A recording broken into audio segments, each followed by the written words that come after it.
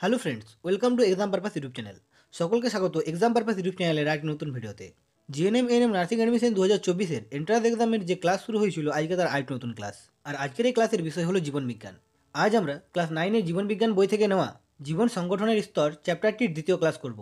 তোমরা যদি আগের ক্লাসটা না দেখে থাকো, তাহলে ডিসক্রিপশনে দেওয়া প্লেলিস্টে লিঙ্কে গিয়ে আগের ক্লাসটা দেখে নিও। পরীক্ষার জন্য এই চ্যাপ্টারটি খুবই গুরুত্বপূর্ণ। বিগত বছরে এই চ্যাপ্টার থেকে কিছু বিশেষ প্রশ্ন পরীক্ষাতে পড়েছিল, তাই অবশ্যই সবাই মনোযোগ সহকারে ক্লাসটি করো। চলো তাহলে আজকের এই ক্লাসটি শুরু করা যাক। প্রথম প্রশ্ন, মানব ত্বকের বাইরের স্তরটির নাম কি? এখানে উত্তর হবে বি, এপিডার্মিস। মানব ত্বকের বাইরের স্তরটির নাম হলো এপিডার্মিস। এছাড়াও মানব ত্বকের অপর দুটি স্তর হলো ডার্মিস এবং হাইপোডার্মিস। এর মধ্যে হাইপোডার্মিস হলো মানব ত্বকের সবথেকে ভিতরের স্তর। 2 নম্বর প্রশ্ন, মানবদেহের বৃহত্তম অঙ্গটির নাম কি? এখানে উত্তর হবে বি, ত্বক। মানবদেহের বৃহত্তম অঙ্গটি হলো ত্বক। 3 নম্বর প্রশ্ন, কোন উপাদানটি ঘামে উপস্থিত ব্যাকটেরিয়ার কোষপ্রাচীর ধ্বংস করে? এখানে উত্তর হবে সি, লাইসোজাইম। লাইসোজাইম ঘামে উপস্থিত ব্যাকটেরিয়ার কোষপ্রাচীর ধ্বংস করে।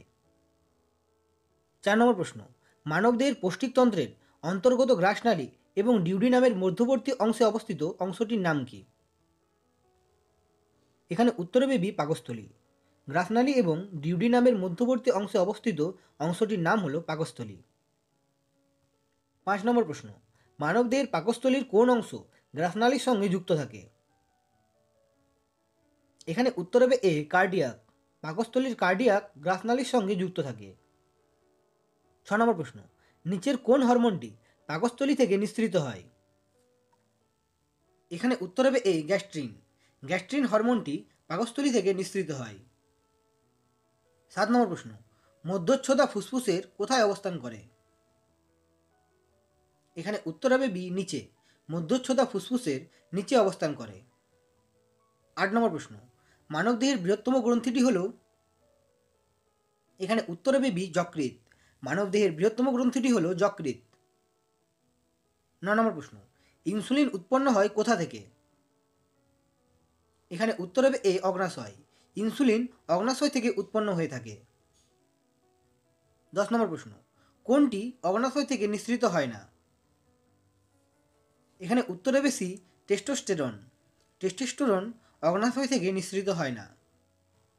11 নম্বর প্রশ্ন, মানবদেহের রসায়নাগার বলা হয় কোন অঙ্গকে? এখানে উত্তর হবে এ, যকৃৎ। মানবদেহের রসায়নাগার বলা হয় যকৃৎকে। 12 নম্বর প্রশ্ন, হৃৎপিণ্ডের সংকোচনকে কি বলে? এখানে উত্তর হবে এ, সিস্টোল। হৃৎপিণ্ডের সংকোচনকে সিস্টোল বলা হয়। 13 নম্বর প্রশ্ন, সার্টোলি কোষ কোথায় থাকে? উত্তর হবে ডি, শুক্রাশয়ে। সার্টোলি কোষ শুক্রাশয়ে থাকে।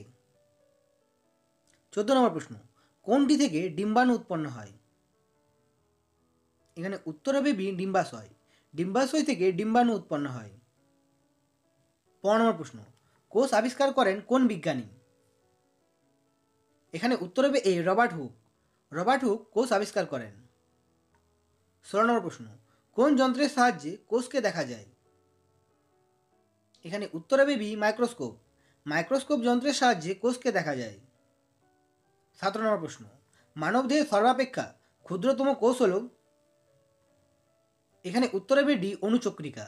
মানবদেহের সর্বাপেক্ষা ক্ষুদ্রতম কোষটি হল অণুচক্রিকা।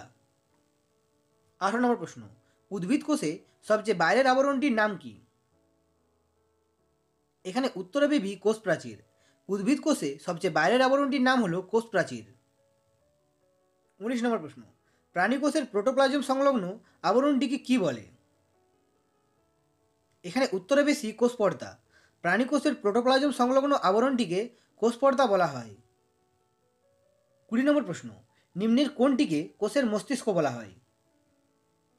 এখানে উত্তর হবে সি, নিউক্লিয়াস। নিউক্লিয়াসকে কোষের মস্তিষ্ক বলা হয়।